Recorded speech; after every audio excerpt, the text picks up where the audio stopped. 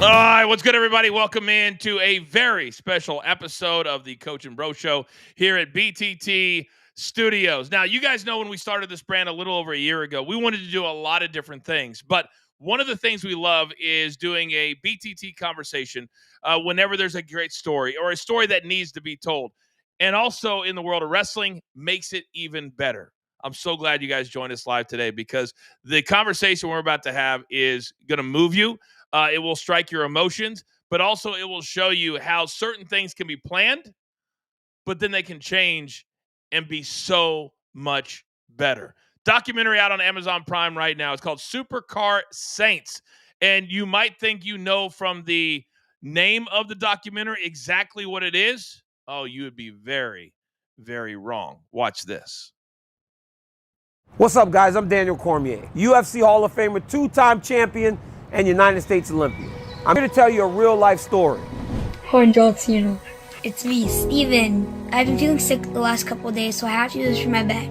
But I want to make sure you got this message. Be yourself, and when you're really fond about, never give up. Wow. Because that's been my whole story, and I wanted to say one more thing to you. Okay. Thank you. Because when I had my first brain surgery, which is the whole reason why I'm here, I gave up on life. You know this guy? That's yours, buddy. That's your little present. I saw you on YouTube saying never give up, and that saved me. Like, it literally saved me. Set in the world of exotic car racing, it's a story of redemption, character building, and overcoming odds at a level that you've never seen before. Oh my God!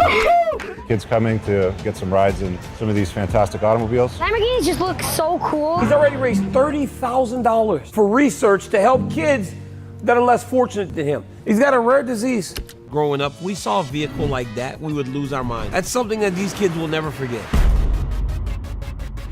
Freedom in a car is not having anything holding me back. No cops, no speed limit, nothing. You're so connected with the road that you get in this flow state. When I drive my Porsche, I feel like Don Johnson driving a Daytona in the middle of the night in Miami. I never would have expected Toronto to be such an epicenter. It just creates an amazing community around us. They have to be pre-qualified to become a member of our club. High net worth category, 50 million and up. 740,000 on the McLaren. Cheers. I've had so many things happen over the past decade of selling Lamborghinis. I've been bitten on the face on test drives. I like to think I'm a hard-working entrepreneur. I got a couple dispensaries, invested in a champagne brand called Baller Champagne. You can call me a f***ing trust fund baby, to be honest, f***ing Bruce Wayne right here. What do we have here? He gives me the willies. Maserati, total. Google, Ferrari, Toronto, CIBC crash, total. Just reckless, no regard for safety. He's had a hard life. He's had 2 brain surgeries. He's consistently in pain. He's got a condition that even a prick on the arm feels like intense, debilitating pain for him. The thing with Swash, I think he's gotten soft, You're going down. I don't think I've wanted somebody to lose worse at anything in my entire life. The wisdom you have for someone your age warms my heart. Thank you so much. Oh man, that is really special. Thank you. So strap in and get ready for the ride of your life. Oh, you definitely want to see this one now. And joining us live, the star of the documentary. Steven, can I have you slide to your right just a little bit to your right? There you go. Stay right there. That is absolutely perfect. And we were working on the connection for the director of the film, James Hergott. But while we're waiting on him, my guy, Steven, first and foremost, how are you feeling today? Oh, I'm feeling great. I'm feeling so amazing.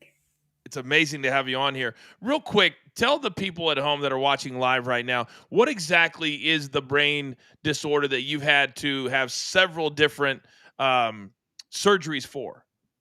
It's called Chiari malformation. It's basically a malformation of a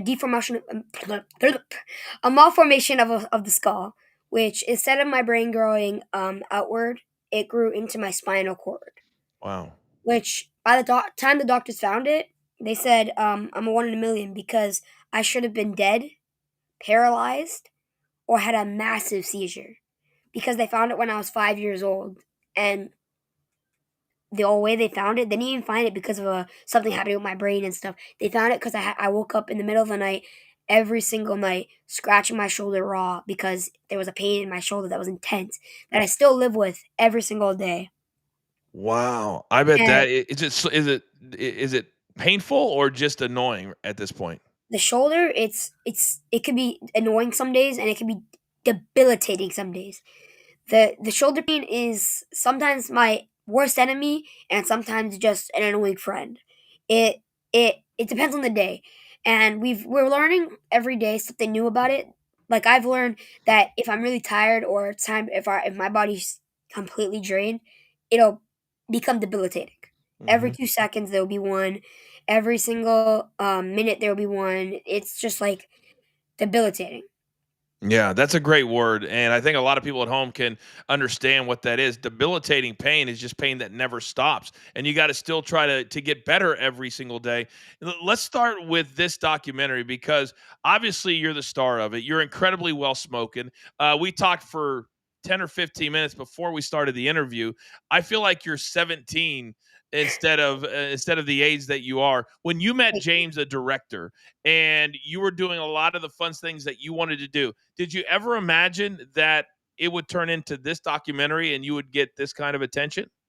No, actually, it all started with a charity event, and I thought I would just be like a small part or whatever, and I'm just talking, and then later that night he comes up to me, he's like, "I want you to be a part of it," and my mind just blown. Like I'm like, a part of it? What? What do you what? Can we retract a little bit? Because at first I was just in a little part of it, and then now I'm gonna be like what? Right. I bet that was amazing for him. And there he is right here, the director of the film, James Hergott, joins us now live. James, it's a great time for you to come in because when you first met Steven at this car show, you were setting up to do a documentary on supercar owners. At what point did you pivot to this? Yeah, so I was following different supercar owners in the Toronto area, and I held that charity just like you guys were saying, we had that charity event, and well, Steven immediately caught our attention because he's so charismatic, and then on top of it, he runs a wrestling podcast on YouTube, so he's very good on camera, and he had no problem talking about different things and kind of being himself. And then on top of it, we were following this storyline where we had a woman who unfortunately lost a leg in a car accident. And we were gearing up to have her kind of versus the heel of the movie, which is a character named Swash. And Swash is this rich guy that he parks his Lamborghinis and handicap spots. And sort of the juxtaposition of him kind of being this heel that young guy in his 20s that spends money like crazy and is willing to park in handicap spots versus this woman who in a car accident lost her leg and we're going to square off in this race. So it was a really interesting story. Unfortunately, Swash said some things on camera, whatever, about this woman, and she took it a little too personal. She didn't want to continue. And, as is life, when you're filming a documentary, you have to roll with the punches, just like when you guys are in the ring and something happens you don't expect. And then here comes Steven, and then Steven connected with Swash. And I thought, well, this is interesting because up till this point, Swash was basically the heel in the story. He was this kind of arrogant guy. And then here he is connecting with this young boy that, like Steven, and I don't mean this in an insulting way, like his family, they lost their house because they were trying to cover all their bills. He's gone through these different surgeries and the brain condition. So they had to take a lot of time off work. And when I met them, they're living in this 1-bedroom apartment. They didn't even have a car. So I was like, wow, this is like a crazy interaction between these two people. And yet here's somebody who was kind of insulting this disabled woman. And yet he's connecting with, Steven, who has his own health condition. So I thought, well, I want to see where this story goes. And then that kind of ended up being, where the documentary went. Well, we call it financial toxicity. I work with a couple of different charities that focus on the families because these bills are ginormous. It's a no fault of their own when you start to get a bill for $50 or $100,000. So it's incredible that you would point that out. Stephen, let me come back over to you. Could you ever have imagined, or why do you think that you connected so well with somebody that's so different from you? Honestly, I could have never imagined to connect with someone like Swash. But in some ways, Swash has his own struggles, and in some ways, everybody has a struggle in life. We've all overcome something. No one in this world has ever just had breeze through life like nothing ever happened to them. It's just not possible. I don't think anybody can have such a perfect thing happen to them. But the way life works is when something goes at you, you just gotta hurdle. You just gotta jump right over it, crawl in it, do whatever you can to just keep going. Like I heard a quote, and it's like, "Fly if you can't fly, run. If you can't run, walk. If you can't walk, crawl. If you by any mean, keep moving." Wow. And that's just the way life works. You just gotta keep rolling with the way life puts your flow. You're basically a string, and if a string gets all tangled, it still can get back to a normal way. It's just the way life works. You just gotta get right through it. It's incredible when you talk because I'm starting to feel it right now, and it's a Wednesday morning. James, you dealt with this on the daily. I can understand in a very short period of time that the way that Steven talks, that even the cockiest of individual or the heel, it can break through that. There are just certain people that are special. Did you feel that when you met him, and then as you started to film the documentary? Well, at first, like I said, he was charismatic, but then, yes, the impact that he had on other people, that was the part I wasn't really expecting, because you don't expect that a child can have such an impact on grown-ups. And I think one of the crazy things is that when you're young, you don't have all the kind of things about life that have kind of built in a pattern of how you think. So he's able to kind of look at things subjectively, and we get so caught up in our lives that we complain about like the smallest things. And then when you have somebody who he's had very close calls with his health, and he's been in and out of the hospital, and then like we touched upon, the financial issues and things like that, so that when somebody complains about something that's relatively inconsequential, it kind of makes you feel stupid. And I think that as one of the things is that we're all connected as humans, and it doesn't matter if you're the richest guy on earth, if you're Steve Jobs. Steve Jobs still got cancer and passed away. So we're all in this life together, and it doesn't matter if you're the richest guy on earth or the poorest. Our lives are relatively short and relatively fragile. And I think Stephen pointed that out, and that humanity connects all of us. And that ended up kind of being the dominant theme of the movie. Stephen, when you started talking to the different people that you were connecting with, what surprised you the most about them? Any of them? Well, there's a guy named Prov inside of the movie, and he looks like a douchebag. He looks all like whatever. He looks like a rich guy that doesn't care about nobody but himself. Mm-hmm. But on the outside of the movie, he actually dealt with cancer, and he was on a waiting list for years, and he had to get surgery on his bones. They were basically mush. His bones were mush, and now he has to go through that all over again because they missed a spot. Wow. The doctor came up to him and said, yeah, we missed a spot. And I'm like, when he's telling me this, I'm like, they missed a spot? Like, really? This is a life or death. Like, how can you just miss a spot? But honestly, just like me, he looks perfectly fine on the outside, but we've all got something happening. And Yeah. it's like, you can't say, oh, you're healthy, you're fine, because you don't know what those people are going through. Do you think that because you know what it's like to go through this on a daily struggle, that helps you connect with others that go through this with a daily struggle that maybe people don't know about, like you said? I do, and that's why I try to share it out and spread the word as much as I possibly can. I know what it's like to be in hospitals during Christmas time. I actually run a toy drive. I've donated over 10,000 toys to a local charity that gives it to people in need that are in hospitals during Christmas, the most jolly time of the year. And I know what that's like. I know what it's like to be in bed rest during Christmas season.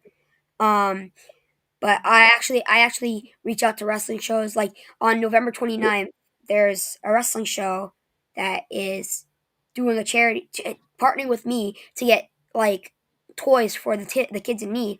They actually are giving free general admission to whoever brings an unopened toy, and Wow. it's just amazing what people can do if they were to work together. That last thing you just said, if they just work together. James, when I listen to him talk, it's not like we're talking to a young child, but almost a very wise young adult. It almost feels like that.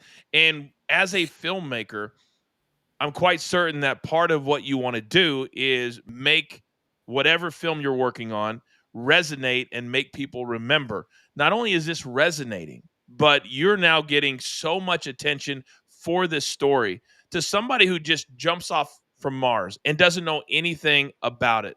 What would you say the overriding message of this documentary truly is?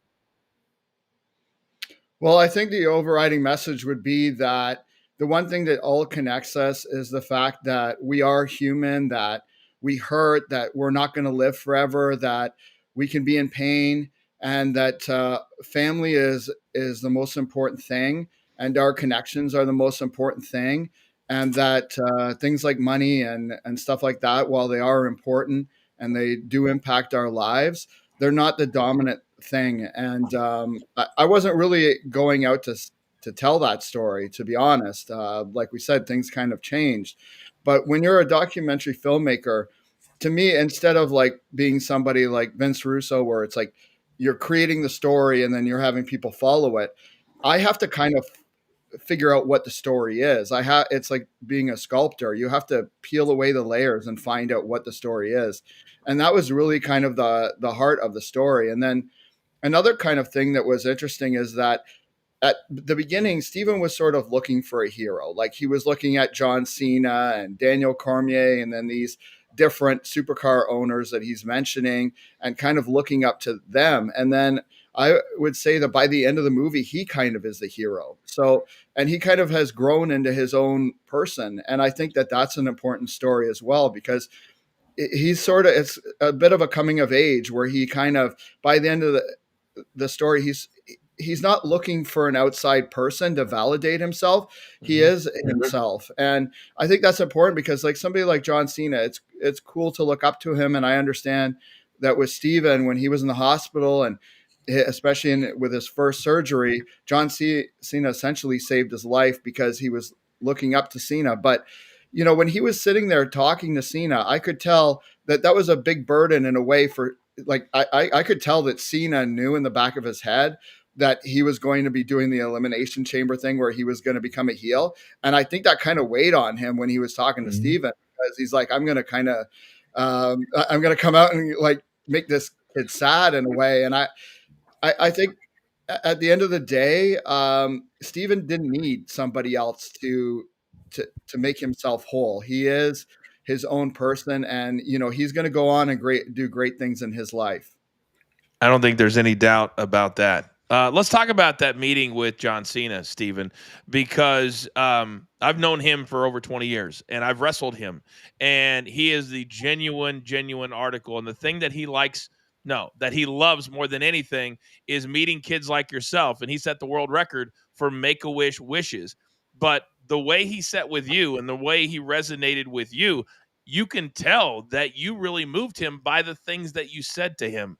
What was it like initially meeting one of your wrestling heroes?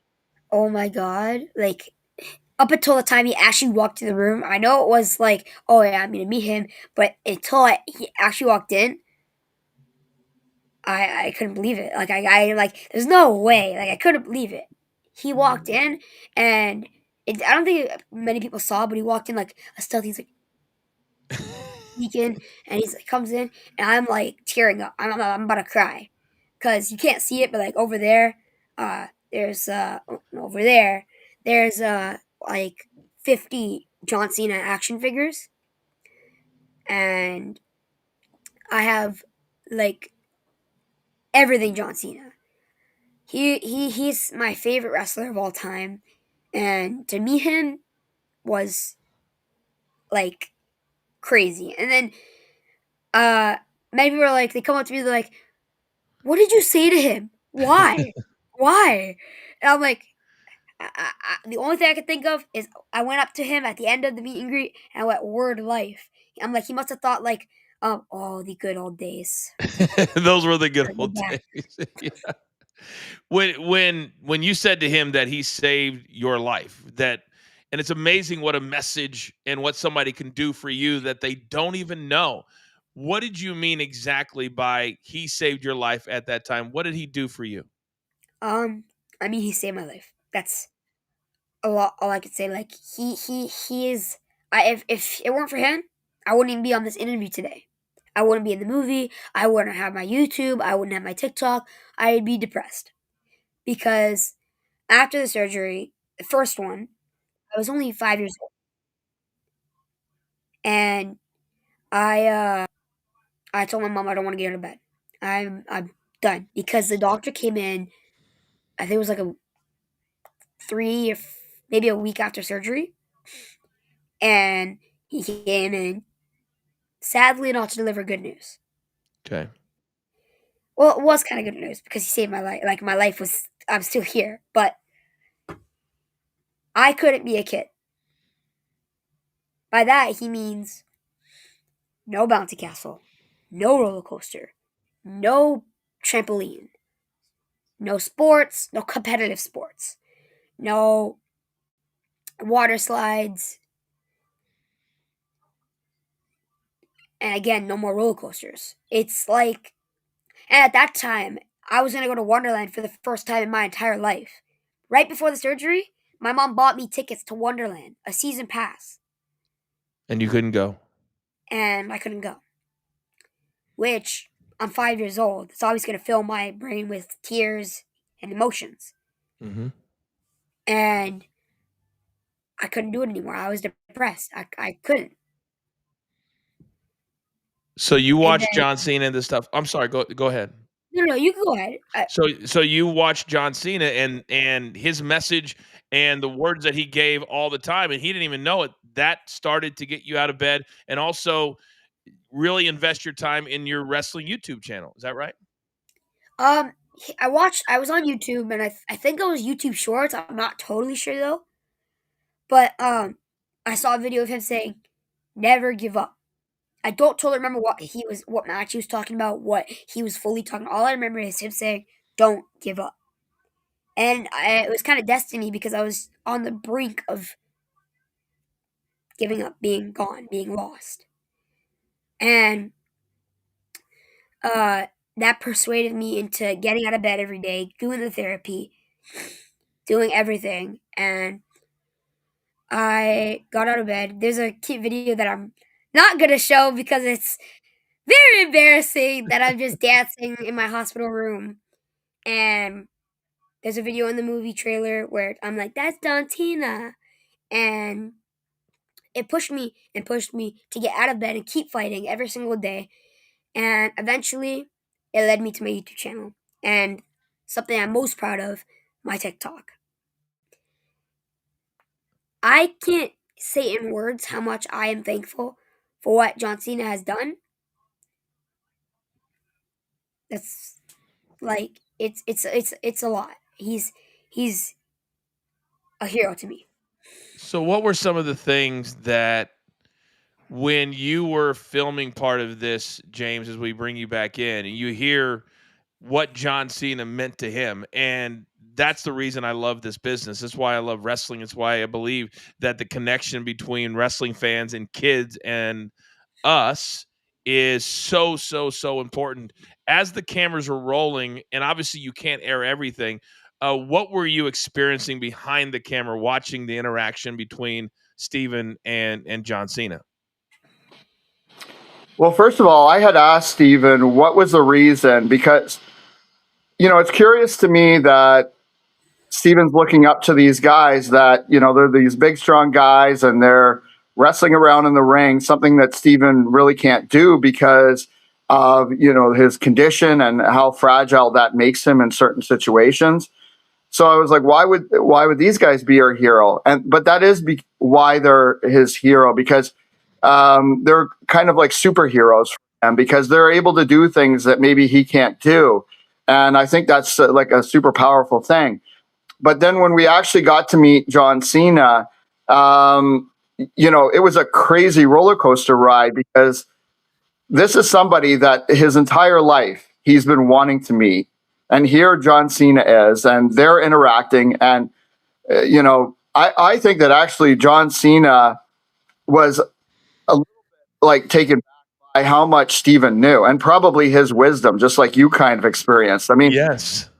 There's a deleted scene where Steven says to John Cena that, oh, whenever you win, you're going to get the belt, because whenever you've come second in the Royal Rumble, you've ended up getting the belt. And John Cena's like, what? Is that a real thing? Like just the amount of knowledge that Steven has. And Steven is talking about his match with JBL, like something that's like, farther back than when Steven was alive. Right. Yeah. So he knows all of these different things in wrestling that, way back that you wouldn't think he knows. So I think John Cena was taken back by that, but also the maturity of Steven, and like how when Steven was telling him the impact he's had on him and stuff like that.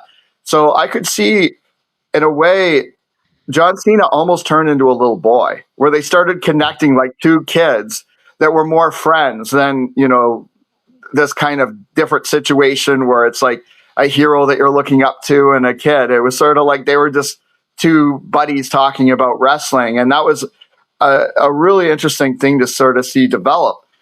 And then we get to watch the Elimination Chamber. And then, of course, John Cena turns heel. I mean, of all the events. and then right. Steven is like crushed. And like Steven understands about wrestling and everything. But he's been waiting to meet John Cena his entire life. He finally meets him. And then here he is betraying Cody Rhodes and this whole storyline. And, the whole crowd in Toronto was going crazy. I filmed a little bit of it, but they were losing their minds over this. And Steven looked white as a ghost. He didn't know how to react. I tried to talk to him after he didn't even want to talk. And again, this is where things that you don't expect as a filmmaker to happen. And that really impacted Steven, because he's been waiting for that moment. And then this happens. And, I was trying to cheer Steven up and trying to explain, look, it's just, it's a storyline. I'm sure that he'll turn good. But it's like, you don't understand. I've been waiting my whole life to meet him. And so Steven didn't really know how to kind of interpret that and take that. And it's kind of crazy to me, because yes, as wrestlers, you guys are heroes and stuff like that.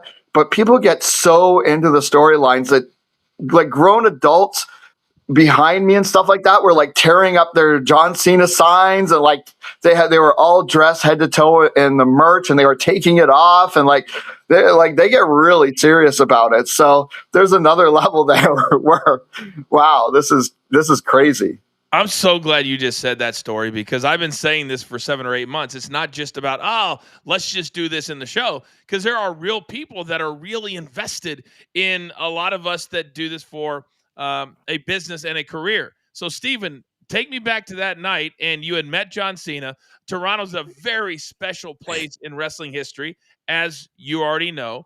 You see John Cena turn bad or turn heel. What was the next 24 to 48 hours as you were trying to wrap your head around your hero now being a bad guy? Oh God. Here we go. So, okay, let me take you back before, like, the night we met. I met him, and as James said, I told him about, he asked me what my favorite match I saw him fight him was. I told him Judgment Day, whatever, right? And he's like, he looks at my mom and he goes, I'm so sorry.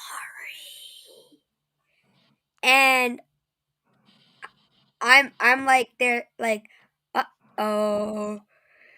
And then later that night, he comes out. I'm terrified. I'm like, yeah, John Cena, let's go. And then it happens. I'm standing on my chair because everybody's standing. I'm like, my brain's not processing. I'm crying, and the whole night, no, not a single peep comes out of me. Wow. And like, in some cases, him turning heel was kind of cool because I was there for the first time in like 25 years. The first time I saw him was that night, and everybody who's come to me has said, "You're like one of the luckiest kids alive. You were there when he turned heel." And there was a guy that said, looking at his girlfriend because they were about to buy tickets, but they just didn't. They decided to just watch it at home. He's like, "I could have been there." And in some cases, it's a lucky thing, but most cases for me, I was devastated. I didn't watch Raw. I didn't watch SmackDown for like just a day. Oh, a day. Okay, a day. Nothing. I literally was. As soon as I got home, blanket was over my head, and I went to bed. No words were said about nothing. And actually, matter of fact, I think I did watch Raw, and I got even more depressed right after it.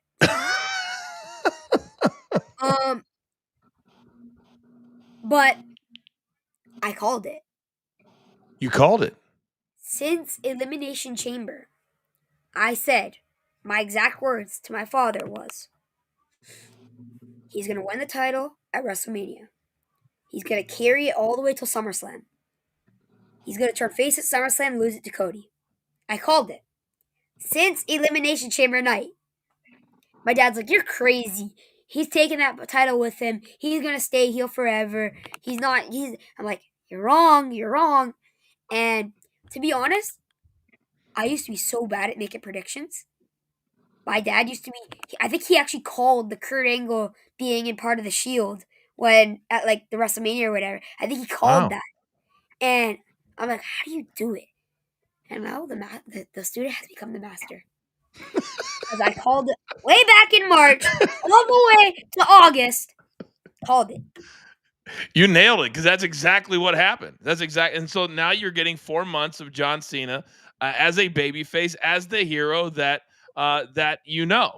So, James, you got to take me through.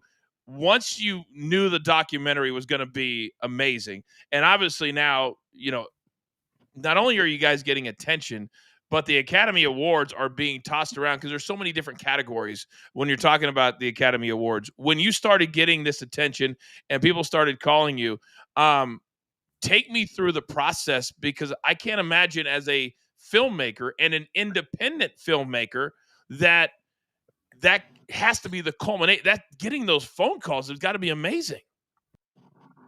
Yeah, well, this is definitely, like, I've done a lot of different projects. This is definitely the best one I've ever done.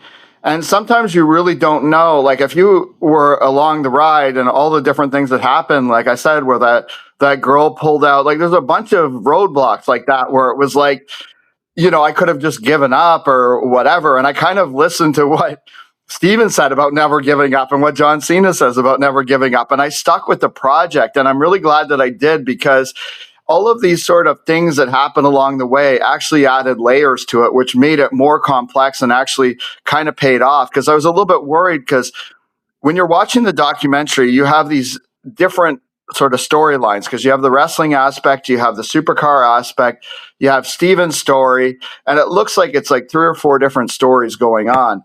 But how it really works is they all kind of come together at the end.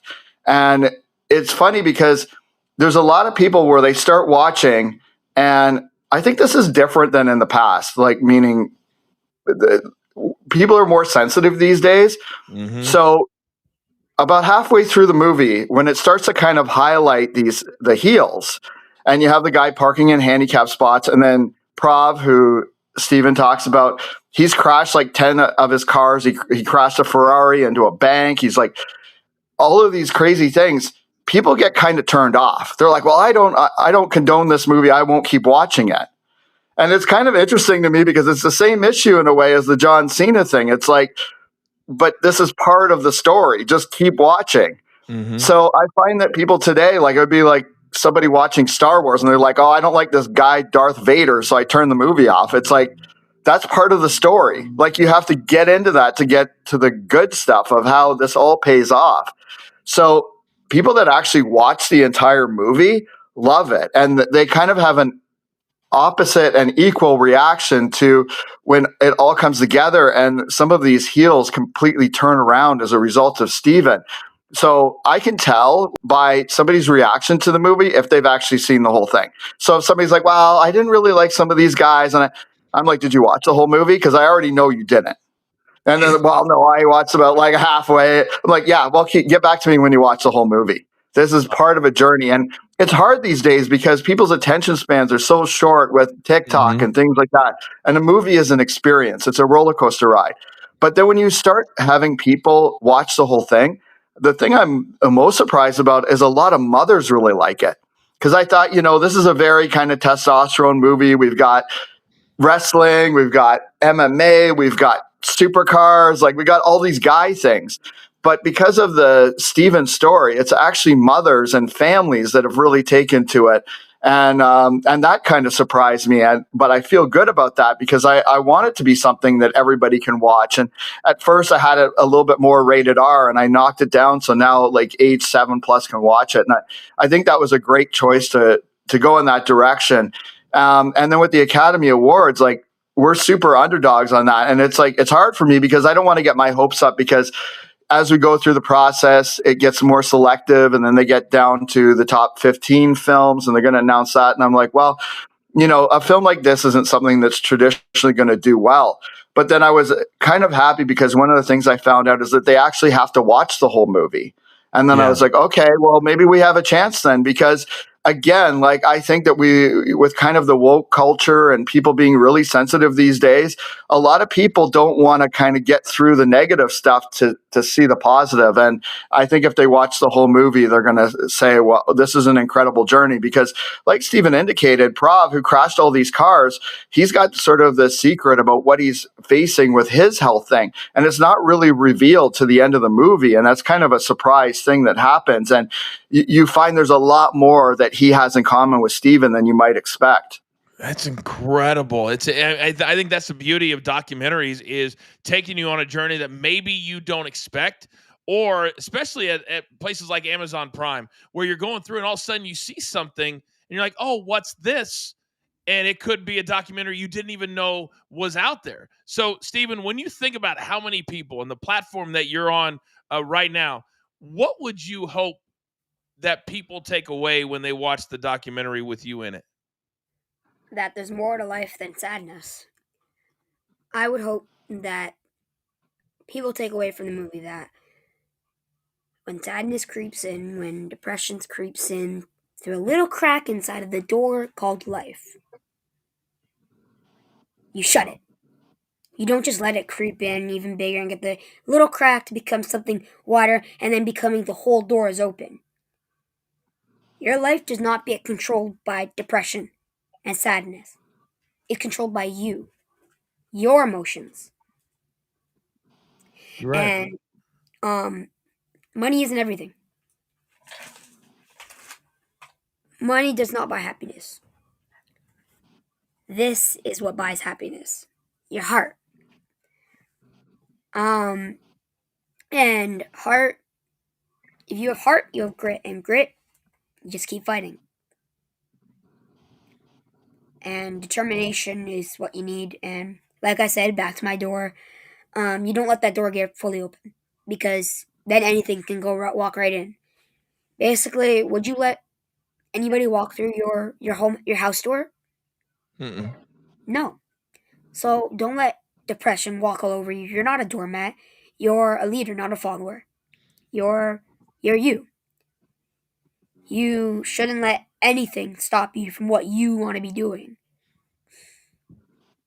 So let me ask you this: what do you want to do when you grow up? Because I feel like listening to you could do anything you wanted to do. What do you want to do? Well, it originally started with being a referee to be part of the wrestling business. And then after around after around like 9-ish, I found new ways to become part of the wrestling community. Okay. Being a journalist, being all this types of stuff. And being a journalist just stuck out to me. And that's what's pulling me and pulling me. And that's what I'm going to be. I'm determined to be it. But on top of that, I also found something else with this movie. Before this movie, I had no desire of acting. Nothing. Okay. After this movie, I found a new love, a new desire.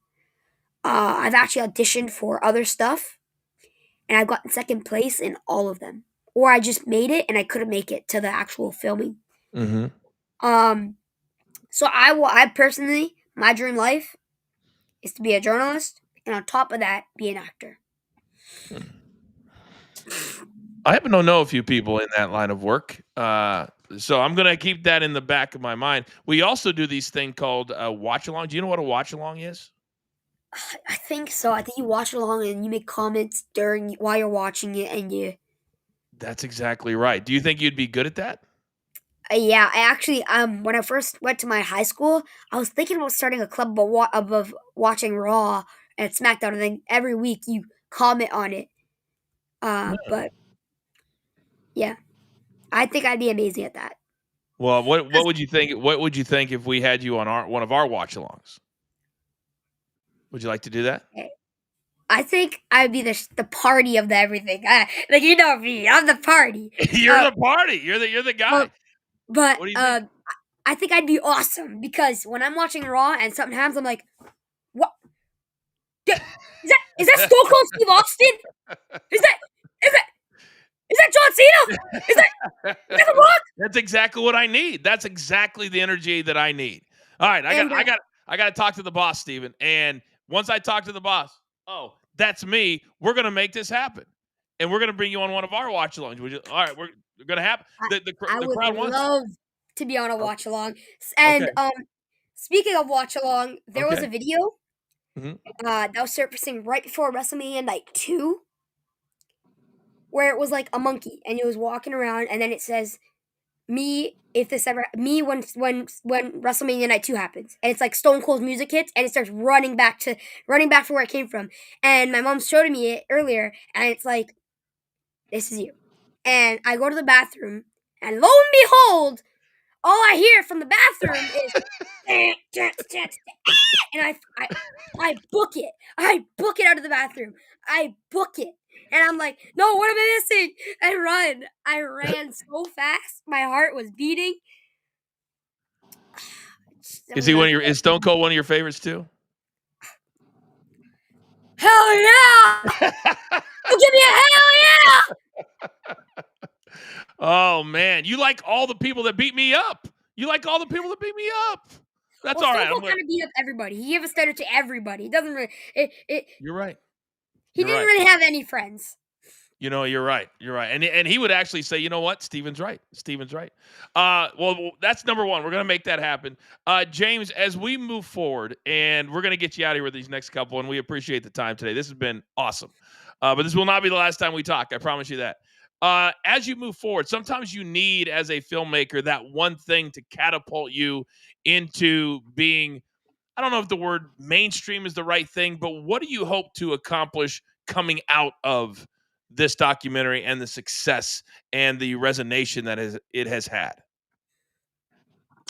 Yeah, I don't have my next project planned, and I want to kind of see where this journey takes me with this one, because I do think that it's going to set things on another level for me, and I kind of want to be open in my mind. I want to see it through. A lot of filmmakers, they finish a movie and then they just put it out there, and I think if you have something really good, it's worth it to go out and promote it, to go on shows like this, because there's so much content out there these days that if you don't bring awareness to it, people don't know about it. And I find that this is the type of project where it really spreads by word of mouth, because somebody will watch it and be like, this is something you got to see. So I know it's on me to kind of spread the word. And the more people that watch it, the more people that are going to like it.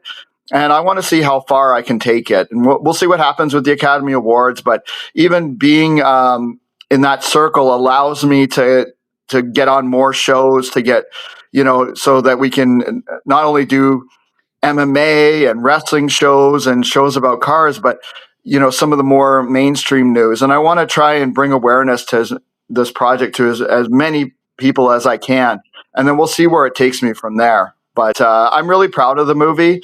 And it's something that's like 3 to 4 years of work really to put together. So, I think people too quickly move on to the next thing. And it's like, the next thing's going to be another probably 3 or 4 years, right? So it's kind of like, I really want to be sure about where I want to take things. But it's an incredible journey. And, I'm so proud of how the story turned out. And that, look, when I started this, after kind of hearing Steven, I was like, it would be amazing if we'd have John Cena in this. And at first, like, I tried to approach like John Cena's Hollywood agents. I was going to actually have him do like be like the commentator through it, like Daniel Cormier is. I was going to try and get him to kind of be the narrator. And, they wanted all kinds of crazy money. And it was just like, it didn't seem like it was going to really happen. And, again, never giving up. I just kind of kept on and reached out to the WWE, and there'd be one door after the other that would close. And I just kept with it and finally got John Cena in it. And that was such the perfect payoff to kind of end the film with, that I was like, okay, we got it now. So I'm proud of this, but every project I do is a challenge. And this was the biggest challenge, but the most rewarding at the same time. Man, I can see that. I can hear it. I can feel it. And you have the right mindset. And now you've got people like myself, shows like this, and it's only going to grow. And we will absolutely do our part to elevate the story, elevate what you guys are doing, because we believe that that's the right thing to do.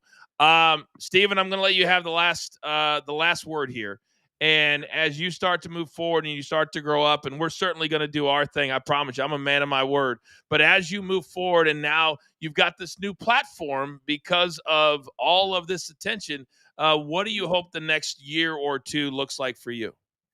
I'm hoping for big interviews, and I'm hoping for more projects, and I'm hoping for, again, big interviews, and I'm hoping to be someone I know. Oh yeah, that's you. Oh! I'm gonna be like you. Well, that is you guys definitely have to have him on that commenting during the show. He would be a natural. Done. I would love to have you on my show. Well, wait a second. You would like me on your YouTube channel? You do it. Okay. All right. Hey, done. And my producer has always has already texted me about a couple of things we want you on, but definitely the watch along. That's done. I'll do your show. That's done. Lastly, James, tell the people at home, where can they view this? How can they view it? Platforms, all that kind of stuff. Before one more thing. Okay. I want you on my show, and I want to give you the reason. Okay, what's the reason you'd like me on? I think it's unfair that you get to put me in the hot seat. It's your turn, because I put people in hot seats. That's my view. Tell you what, you can ask me anything. There's nothing off limits. Okay. I'm gonna hold you to that. You better watch my interview. You're gonna get prepared. You gotta get prepared. I'll be prepared. I'll be prepared, and I can't wait to do your show. I promise you that. Okay. Boy, you can't say no to him, James. You can't say no to him. Steven, who are some of the people you've interviewed thus far? Yeah. I've interviewed John Cena. Okay. AJ Styles, Edge, Cody Rhodes. Wow. Natalia, TJ Wilson. Do you know who did you watch Raw on Monday night? No. I'm watching it literally tonight. Oh, you're watching it tonight. Okay. So one of the stars from Raw, after you watch it, I have a radio show on Sirius XM as well. And he is my partner on Wednesdays. So when you watch it, you'll see who I'm talking about. And I'll help you get some other guys on your show. How about that? Is it? Okay, I only know one return. Okay. Is it Dolph Ziggler? It is. Okay, I knew it. Okay. I had a feeling. Okay. Yeah. He's my Only partner what I today. know. Okay. So he's a really nice guy too, and he's a great interview. So once we get ours done, I'll help you set up with Dolph Ziggler. How's that? Can I tell you a secret? Of course you can. I've interviewed him too. Whoa! He's already been on your show? Oh my gosh! We're talking about pizza in space. That sounds like Dolph Ziggler. But you're so far ahead of where I am with my interviews that I can't even tell you. All right. So you don't need Dolph. No, but I'm not gonna deny it. You can bring it back. You're not gonna deny it, okay? Okay. I'm not denying nothing. Well, we'll get a list, and we'll make it work. All right, we got to end things right now. James, though, could you tell the people where they can watch this incredible documentary at? So Apple TV, Google Play, but definitely Amazon Prime because you can watch it for free in virtually every country, every major country, UK, US, Canada, Mexico, Germany, like you name it, all over. Come check it out. Give us a rating on IMDb if you like it. That really helps us with the Academy Award, with like all of this stuff, because it helps bring awareness to it. And I know that wrestling guys, like, they're going to love all the wrestling content in it, but they're also going to love the heels. We have some really awesome heels in this movie. And while other people are turned off by them, I think the wrestling guys are going to be like, this guy's awesome. Well, yes, Steven, go ahead. Remember to be yourself and never, ever give up. And that's how we end the interview. Thank you very much, sir. Can't wait to connect with you in the future. Ladies and gentlemen, thank you for watching this live today. A special BTT conversation for Steven, for James. I am the coach. We'll see you next time right here inside BTT Studios. Have a great day.